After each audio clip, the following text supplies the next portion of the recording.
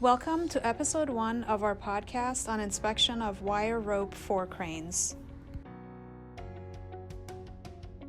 Hi, I'm Linda Cordy, Global Marketing Manager for Bekaert Ropes Group. I'm here today with Dave Sleightholm, our Technical Services Manager, who has 51 years of experience with wire rope and its applications. Today we're going to speak about inspection of wire rope.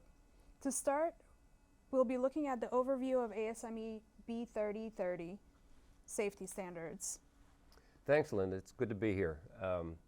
It's always a passion of mine to talk about rope inspection because I've been doing rope inspections for the last 50 years, and it's an opportunity to help our end users to make sure that they have a safe operation of their cranes. So this will be interesting, and I'm really happy that we're able to do it. Can you further explain ASME 3030 to us? Yes, the ASME B30.30 is a safety standard on wire rope and synthetic ropes. It was published in 2019, and what it is, it's a standalone safety standard on wire rope. So it's and synthetic ropes. So it is very detailed. It's a big change from what was in previous standards, and it's got a lot more information, and the retirement criteria has changed slightly. So what we're going to do today, I hope, is to explain what that standard is, explain some of the changes, and then get into a little bit more on how to do a proper inspection of wire rope.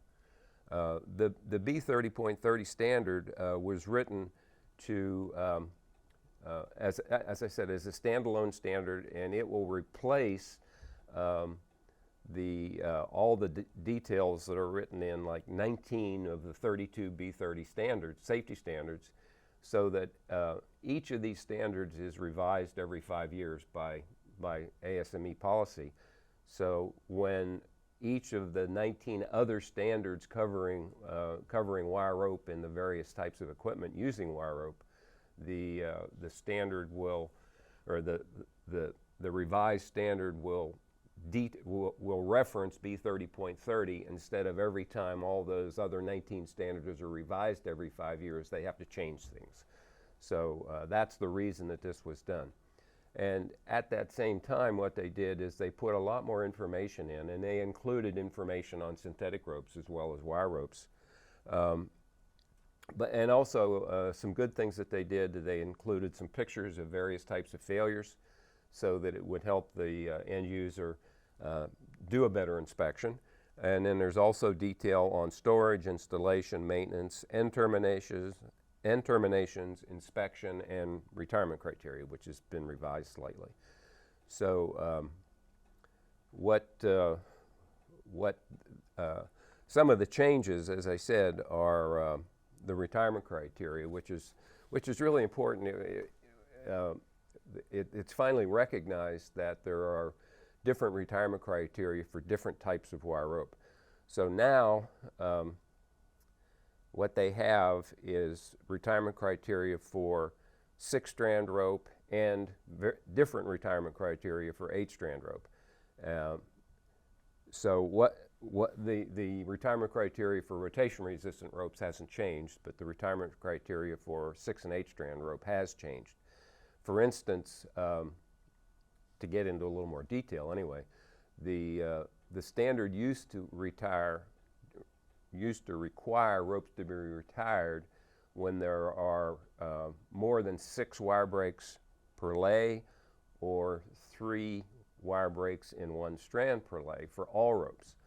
Now we have different retirement criteria for 6x19 class ropes and 6x36 class ropes and 8x19 class ropes and 8x36 class ropes. So where the retirement criteria used to be 3 and 6 for all ropes, now that's only for 6x19. For 6x36 class ropes, it's now 4 per strand and 8 per lay. And for 8x19 class ropes, it's 5 per strand and 10 per lay. And for 8x36 ropes, it's 6 per strand and 12 per lay. So it's a big difference from what it used to be. So how does this help the customer? Well, it's more realistic in that these other class ropes have different numbers of wires. So as a rope has more wires, instead of 19 wires, it might have 41 wires. So the standard now is allowing those ropes to be used for slightly longer before they're required to be retired. And it's a little more practical, and it's similar to what some of the European standards say. So, you know, it's more in line with what the rest of the world does. I see. So what is BBRG's stance on the issues relating to field installed rope sockets? Yeah, what that's do we something. recommend? Yeah, that's something that was put in this standard that was never in before. What's happened over the years is a lot of end users are requiring ropes to be changed in the field, and they can shorten a rope, whereas before they couldn't do that. So now, if a rope is installed in the field, by putting a new socket on the rope in the field, rather than buying it from a shop or putting a new rope on, they can cut a piece off and reinstall the end socket. When that is done, the ropes have to be either proof tested or load tested in the field. And typically what happens is they do a load test rather than a proof test, because they really can't proof test to that load. And in the shop, when we do these in the shop, we proof test all sockets. Whenever we put a socket on of any type, it's proof tested.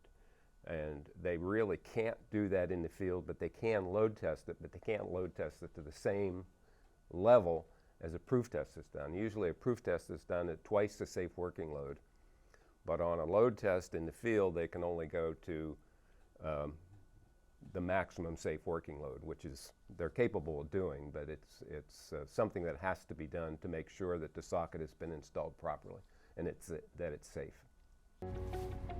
Thank you for watching. Stay tuned for the next episode in our series.